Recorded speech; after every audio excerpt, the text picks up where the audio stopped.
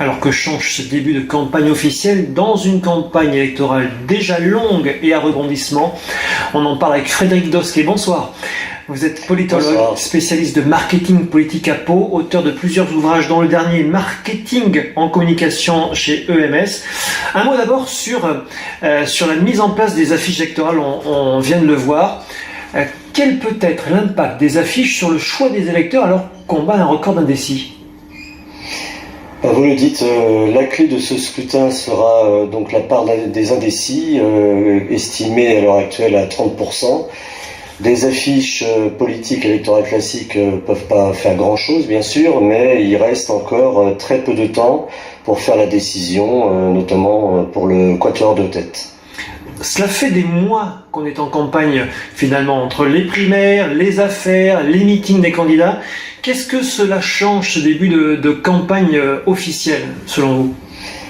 Alors, ça change sur le plan surtout des médias, de la place que vont avoir donc les 11 candidats, puisque maintenant c'est le principe d'égalité qui va primer.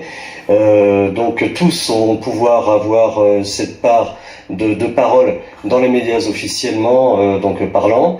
Et bon, je dirais que bien qu'il y ait beaucoup d'indécis, il va y avoir quand même encore pas mal de batailles, notamment dans les meetings. On va voir, je pense, beaucoup de durcissement dans les discours.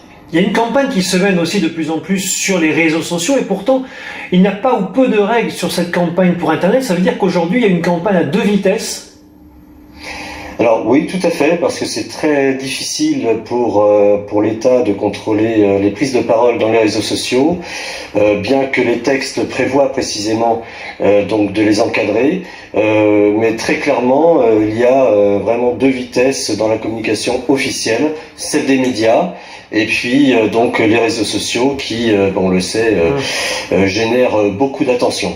Je le disais, vous êtes spécialiste en marketing politique. C'est quoi le marketing politique ?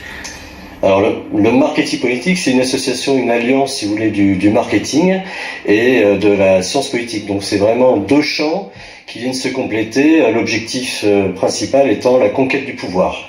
Ça veut dire que la campagne aujourd'hui, c'est avant tout de la com, pas forcément des programmes? Alors, pas tout à fait. Je dirais qu'il y a le faire savoir, le savoir-faire.